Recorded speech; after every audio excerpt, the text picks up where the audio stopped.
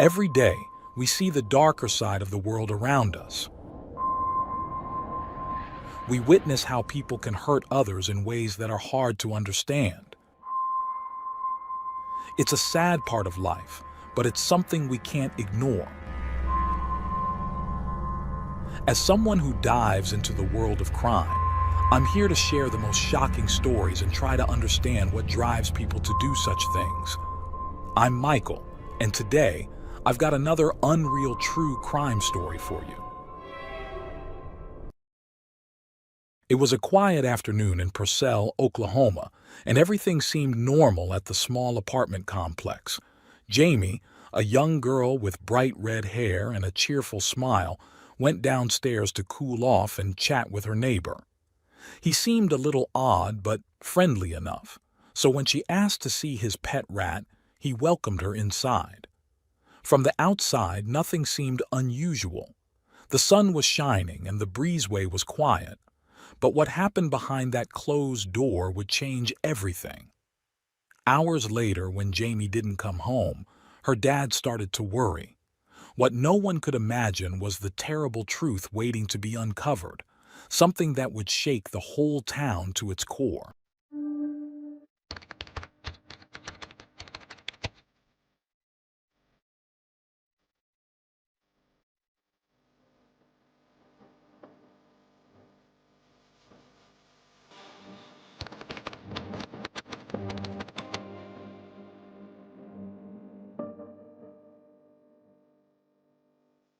Jamie Rose Boland was a spirited young girl born on August 7, 1995, in Edmond, Oklahoma, to her parents, Curtis Lynn Boland and Jennifer Ann Boland. Known for her striking red hair, freckled cheeks, and warm blue eyes, Jamie had a natural charm that endeared her to those around her. While she could be shy at times, her gentle personality and eagerness to make new friends left a lasting impression on everyone she met. Her family described her as sweet and intelligent, with an infectious laugh that could brighten even the gloomiest day. She had a knack for seeing the good in others and rarely had a bad word to say about anyone. A fifth grader at Purcell Intermediate School, Jamie had found a close companion in her best friend, Carissa. They were inseparable, sharing breakfast, playing at recess, and attending Girl Scouts together. Carissa fondly referred to Jamie as her sister. Jamie's favorite pastimes included playing with dolls, sewing, riding her bike, and performing cheerleader dances she choreographed herself. She cherished family moments, especially movie nights and competitive games of checkers with her dad. Jamie's parents separated when she was 2 years old, and her mother, Jennifer, eventually moved to Guthrie, Oklahoma. While pursuing her dream of becoming a truck driver, Jennifer faced challenges with substance use but was determined to rebuild her life for her children. Jamie remained with her father, Curtis, in the small town of Dibble, Oklahoma, before they relocated to Purcell in 2005. They settled into a modest apartment in the Purcell Park complex, unaware of the unsettling events that would later unfold. Downstairs from Jamie's apartment lived Kevin Ray Underwood, a quiet and reclusive man with red hair similar to Jamie's. Kevin had been in the apartment complex for over a year and worked at a local grocery store. Despite his shyness and social anxiety, which often kept him indoors, Kevin appeared unremarkable to most of his neighbors. He spent much of his time writing on his blog and caring for his pet rat, Freya. Kevin's online persona, however, was vastly different. Beneath his reserved exterior was a deeply troubling fascination with dark fantasies. Following a failed online relationship with a woman named Melissa, Kevin spiraled further into isolation, using the internet to explore increasingly disturbing content. His blog entries hinted at his unsettling thoughts, joking about cannibalism and confessing to dangerous fantasies. Despite these alarming signs in his private writings, those around him saw him as a quiet, albeit withdrawn, individual. Some of Kevin's neighbors had begun to notice peculiar behavior that made them uneasy. Tim Byer, the manager of the apartment complex, mentioned seeing Kevin stand outside and watch the neighborhood children play. At work, Kevin's co-workers had nicknamed him Zombie Kevin due to his unnerving comments. One co-worker, Michael Horner, recounted how Kevin once pointed out a customer and asked, "I wonder what she would taste like." The remark left Michael deeply unsettled, and he admitted to worrying that Kevin might harm someone someday. Despite his troubling behavior, Kevin maintained a connection with Melissa Custer, his longtime online friend. Their conversations were usually normal, but at times, his dark thoughts crept in. In December 2005, he joked about picking up milk, eggs, bread, and human souls during a shopping trip. By early 2006, his comments grew increasingly disturbing. In January, he told Melissa he might kill someone if he didn't find a partner soon. By February, his messages hinted at twisted obsessions, including his fascination with gore and violent imagery. While most people saw Kevin as shy and withdrawn, he went out of his way to befriend Jamie, his young neighbor. Jamie, trusting and curious, occasionally interacted with Kevin, even petting his pet rat, Freya, in the breezeway of their apartment complex. Over time, she grew comfortable around him and had even been inside his apartment a few times, despite her father's rule forbidding her from entering other people's homes.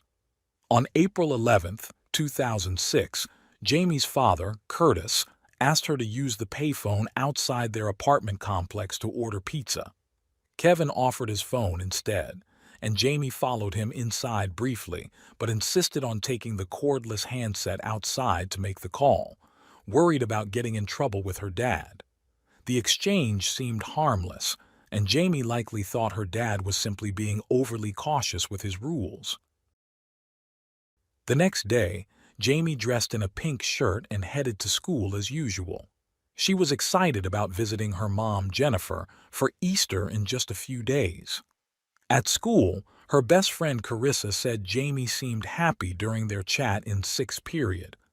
After school, Jamie visited the library and spent time with a friend before realizing she had left her keys behind. She biked back to school to retrieve them and returned home, sweaty from the warm weather. She changed into a blue short-sleeved shirt and went back down to the breezeway. After that, Jamie and her bicycle vanished. Curtis grew increasingly anxious when he couldn't find his daughter. He knocked on neighbors' doors and enlisted the help of Tim, the apartment manager, to search for her. When they knocked on Kevin's door around 6 p.m., it took him a long time to answer. He appeared disheveled, buttoning his shirt as he opened the door. Kevin claimed he had seen Jamie earlier but didn't know where she went. He stayed outside for a while, reassuring Curtis that he'd keep an eye out for Jamie. By 8 p.m., Kevin told Curtis he was tired and needed to prepare for work the next morning. With no sign of Jamie anywhere, Curtis called the police to report her missing. Although there was no evidence of an abduction, authorities initially suspected Jamie might have run away or was hiding nearby.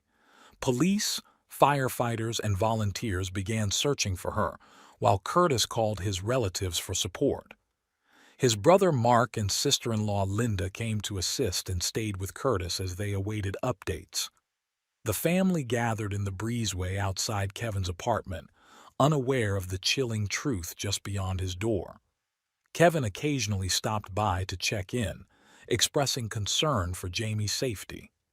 Meanwhile, Curtis contacted Jennifer, who was driving a truck in Arizona when she received the news.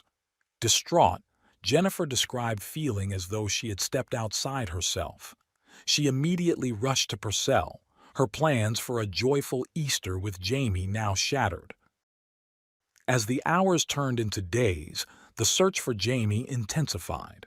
Authorities issued an Amber Alert on Thursday night, and the FBI joined the investigation. One of their early theories was that Jamie might have met someone online who convinced her to meet in person. However, the truth was far more horrifying than anyone could have imagined. By Friday, Investigators were still struggling to uncover any leads in Jamie's disappearance. Her bike was nowhere to be found, leaving authorities with little to go on. Following their child abduction response protocols, the FBI set up roadblocks near the apartment complex at the time they believed Jamie had gone missing.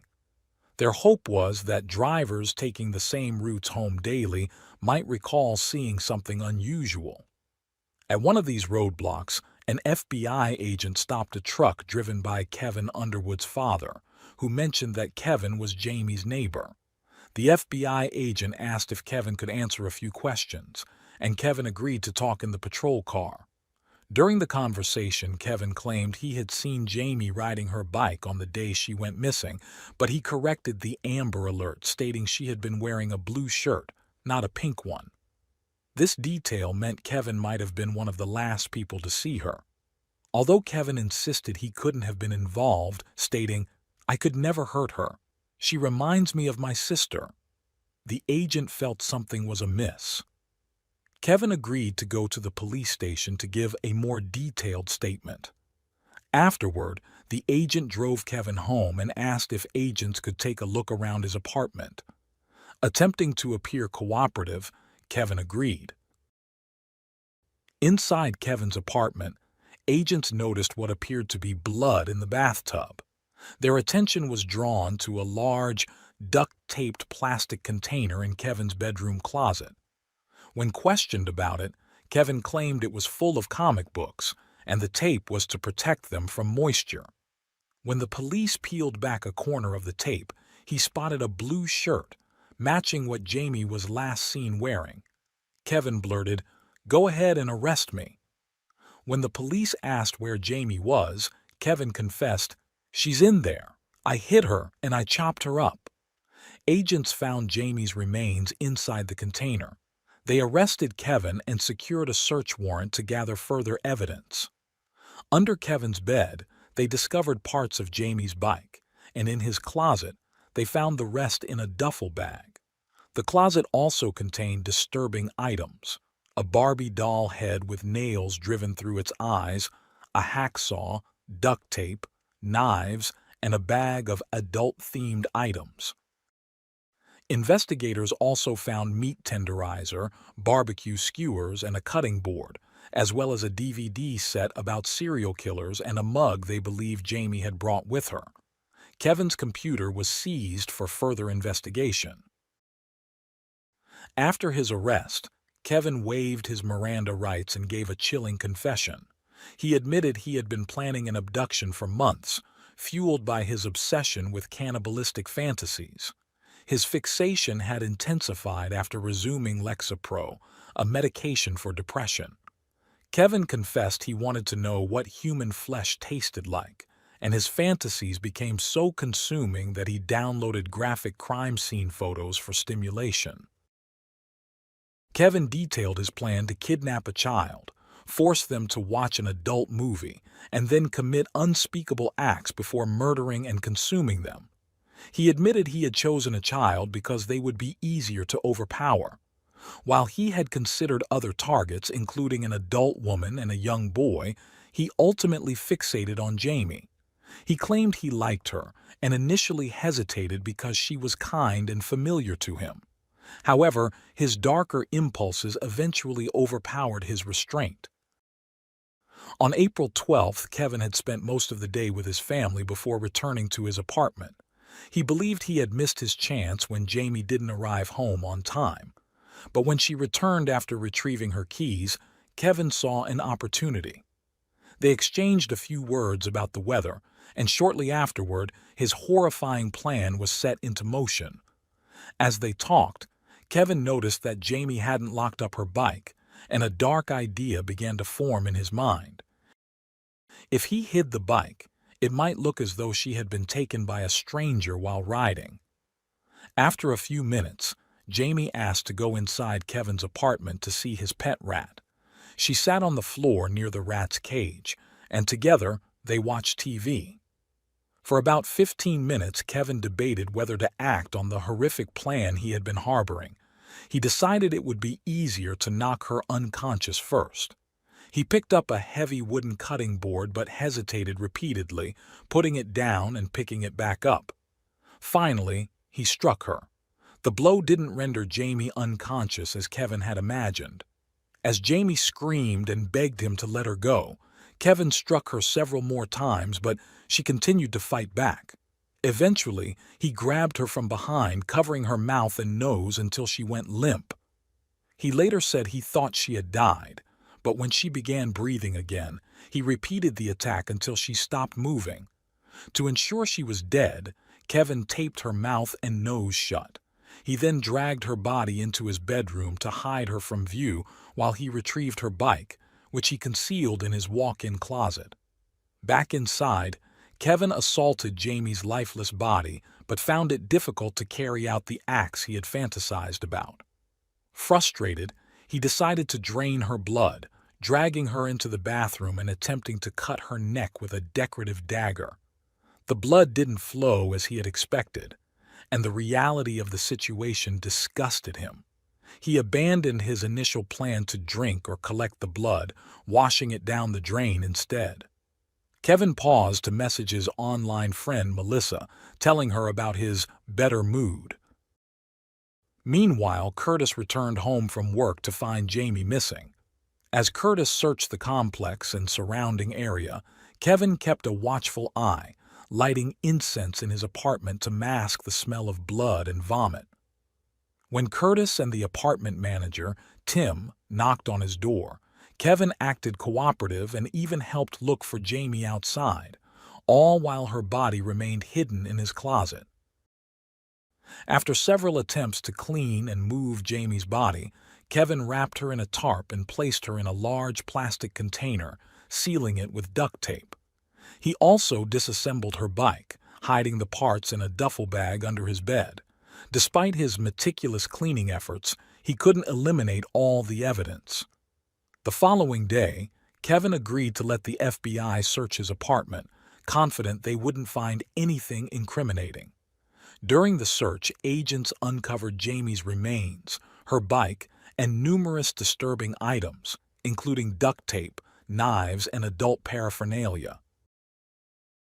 Kevin was charged with first-degree murder and held without bond. Due to extensive media coverage, his trial was moved to Cleveland County in hopes of finding impartial jurors. The prosecutor, who had decades of experience, described the case as the most heinous and premeditated crime he had ever encountered. He vowed to seek the death penalty for Kevin, determined to bring justice for Jamie and her family. Initially, the district attorney considered offering a plea deal, but ultimately decided that the nature of Kevin's crime warranted the death penalty. The jury trial began on February 19, 2008. A forensic pathologist presented the autopsy findings at trial, confirming Jamie Boland's cause of death as asphyxiation and blunt force trauma to the head. She detailed the extensive injuries Jamie suffered, including bruising on her head consistent with Kevin's account of the blows, petechiae in her eyes from suffocation, curved marks on her face from a hand clamping her mouth and nose, and deep saw marks on her neck from Kevin's failed attempt at decapitation. Additionally, the report indicated evidence of trauma to her private areas, though it was unclear whether she was still alive during the assault. This evidence alone was damning, but the prosecution also had a nearly 2-hour videotaped confession. In the recording, Kevin described his actions and plans in chilling, matter-of-fact detail. Kevin admitted to spending over a decade desensitizing himself to increasingly violent adult content online. He chillingly detailed his intentions to decapitate his victim while they were still alive, drain their blood, keep the corpse for several days, and ultimately butcher and consume the body. He spoke of purchasing items such as a hacksaw, a tarp, barbecue skewers, and meat tenderizer to carry out his plans. He even revealed practicing his methods on a Barbie doll head. Despite admitting to knowing his actions were wrong, Kevin showed no true remorse, at one point blaming Jamie for her trustfulness. The defense presented no witnesses, acknowledging the overwhelming evidence against Kevin. Their argument focused solely on sparing him the death penalty, citing his mental illness and autism spectrum disorder as mitigating factors. However, after hearing Kevin's confession and the graphic evidence, the jury took just 23 minutes to convict him of first-degree murder on February 28, 2008. On March 7th, the jury sentenced Kevin to death by lethal injection. He showed no visible emotion as the sentence was read. Jamie's family, though relieved by the verdict, braced for the lengthy appeals process typical in death penalty cases. In 2016, Kevin appealed his death sentence, citing a new diagnosis of autism spectrum disorder alongside other mental health conditions. The appeal was denied, with the judge emphasizing the heinous and premeditated nature of Jamie's murder. Kevin remained on death row for years, as Oklahoma's execution process faced scrutiny and delays. In 2014, a botched execution of another inmate, Clayton Lockett, led to widespread criticism. Lockett, convicted of burying a woman alive, was administered an untested drug combination that failed to render him unconscious. He writhed in pain, tried to sit up, and had to be restrained. The chaos ended only after Lockett died of a heart attack 43 minutes later, leading to a temporary halt in executions in the state. In 2015, Oklahoma faced another botched execution, this time involving Charles Warner, who had been convicted of assaulting and murdering an 11-month-old child. During the execution, the wrong drug was used. Warner's final words, "My body is on fire," highlighted the horror of the event. An autopsy later confirmed the error, leading Oklahoma to impose a 6-year moratorium on executions. The moratorium was lifted in 2021, under political pressure to resume capital punishment. Since then, the state has executed 13 people, but maintaining the rapid pace has been challenging. Kevin Underwood was scheduled for execution on December 7, 2023. However, prison staff requested to extend the interval between executions from 60 to 90 days, citing the need to prevent another botched procedure. For Jamie Boland's family, the pain of her loss is immeasurable. When Curtis Boland learned of his daughter's death, he collapsed in grief and was taken to the hospital for sedation. Her family struggled to come to terms with the horrifying realization that Jamie had been inside Kevin's apartment while they searched just feet away. The community of Purcell mourned alongside Jamie's family. Residents left flowers, balloons, and cards at the apartment complex. Her classmates tied white ribbons to trees near the school in her memory. Jamie's funeral was held on April 20, 2006, at the Purcell High School Gymnasium, one of the few venues large enough to hold the crowd of over 1,000 attendees. A slideshow of Jamie's life played, accompanied by her favorite song, "Jesus, Take the Wheel." After the public service, a private burial was held at Summit View Cemetery in Guthrie. For Curtis, staying in Purcell became impossible. He moved to Guthrie and found strength in the belief that Jamie would want him to keep living. Jamie's mother, Jennifer, struggled deeply with her daughter's loss. Once proud of her dream to become a truck driver, she blamed herself for not being home with Jamie. After remaining sober for a year, Jennifer relapsed following Jamie's death and faced years of addiction. Over time, Jennifer found solace in writing to Jamie on her memorial page. In February 2014, she wrote, "To my sweet Jamie, I miss you so much. I imagine what you'd be like now, a gorgeous, loving young lady." Her last message came shortly before her passing on October 11, 2023. Jennifer was laid to rest at Summit View Cemetery beside her daughter, finally reunited in eternal peace.